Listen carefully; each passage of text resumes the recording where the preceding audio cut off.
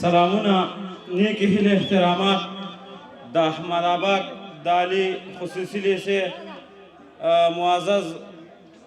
سرمعلم صاحب مدیر صاحب استادان او دغه ځوانانو ته د فراغت مبارکي وایم دوی ته او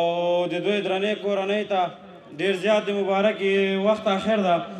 خبرې ډېرې نه کوم راځم چې خبرې تهمتونه د دې ښار په اوږو وړي دا څوک دی چې دا غرونه غرونه بار په اوږو وړي خبرې تهمتونه د دې ښار په اوږو وړي دا څوک دی چې دا غرونه غرونه بار په اوږو وړي ښکارېږي چې ښه ډېر دغه حالاتو مجبور کړی هم یار په اوږو وړي او هم اغیار په اوږو وړي دا څوک دی چې دا غرونه غرونه بار په اوږو وړي ښکارېږي چې ښه ډېر دغه حالاتو مجبور کړی هم یار په اوږو وړي او هم اغیار په اوږو وړي دا څوک دی چې دا غرونه غرونه بار په اوږو وړي پېښوری صاحب پوهېږي چې سر خرمه مشکلات راته جوړېږي بیا هم ګوره درانه درانه اشعار په اوږو وړي وطن وطن نغمې ځان سره وایي چې روان وي چې چېرته ځي له ځان سره ستار په اوږو وړي زه به په نظم پیل وکړم چې زرګونه څه کوم د کار سړي ترې لس نیسمه تر اسرائیلو ځمه بیت المقدس نیسمه راپورته شوی دی د خپل ژوند ازادي غواړي فلسطین بیا صلاح الدین ایوبي غواړي هو پر دې دې نه یارئ پر موږ یې لښکر ډېر دی د دې کفارو نن خالد ابن ولید هیر دی هغه یې هیر دي چې په یو ډب به یې ور ماتېده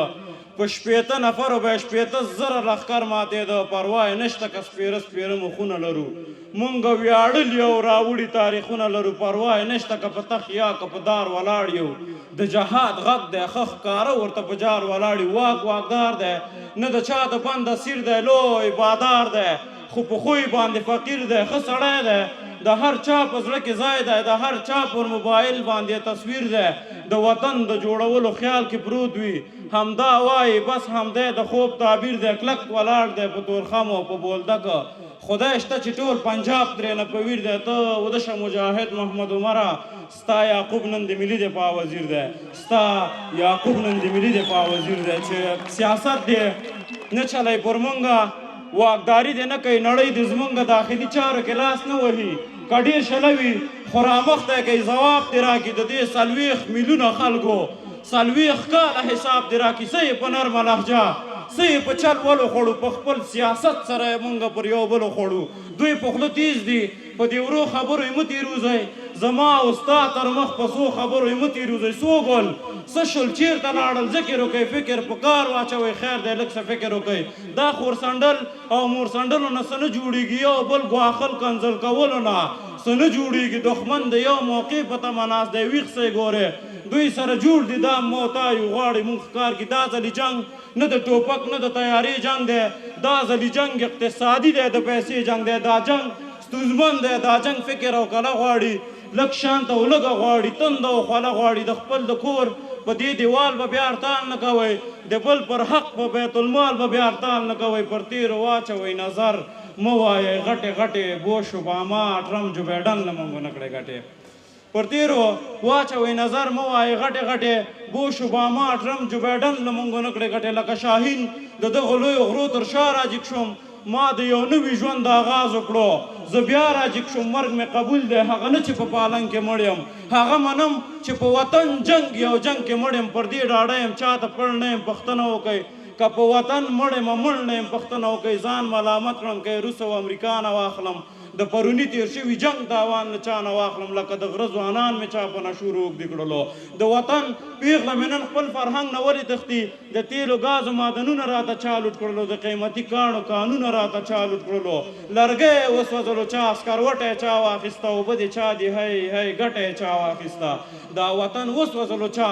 لمبو ته چا ونیو تنده چا خړوبه کړه اوبو ته چا ونیو اسلامیت څه شو کلکې کلکې عقیدې مو څه شوې غیرت مو څه شولو تکبیر تکبیر نارې مو څه شوې مسلماني څه شوه ځواني څه شوه قرآن څه شولو عاجزي څه شوه دینداري څه شوه ایمان څه شولو له ده نه تمه او له ده تمه او له ما نه تمه له نن نه تمه له سبا نه تر سبا نه تمه د سوال زکات د خیرات هر میدان کې مونږ ناست یو د بشر مرستې نړیوال سازمان کې موږ ناست یو. نړیوال هره ورځ یو نه قانون جوړوي، موږ ته ژوندون راښایي، موږ ته مضمون جوړوي. هېڅ پرې پوه نه شو چې دا کومه د سیاست موضوع ده. سبا چې جګ سو نو رسمیت او د رسمیت موضوع ده. ګناه مو څه ده چې په سره اوړي کې لمر ته ناست یو، سبا چې جګ سو د یو نوې پېښې سر ته ناست یو. نه په قدم نه په غنم نه په ادم شریک دي، نه مو څوک غم کوي او نه مو څوک په غم شریک دي. که څوک له موږ سره پخه مسلماني وکړي، حالات به څه زموږ د وخت ترجماني وکړي. زه په دې خاوره قدرتي او الهي مین یم، د دې وطن په هر یو کس په هر سړي مین یم.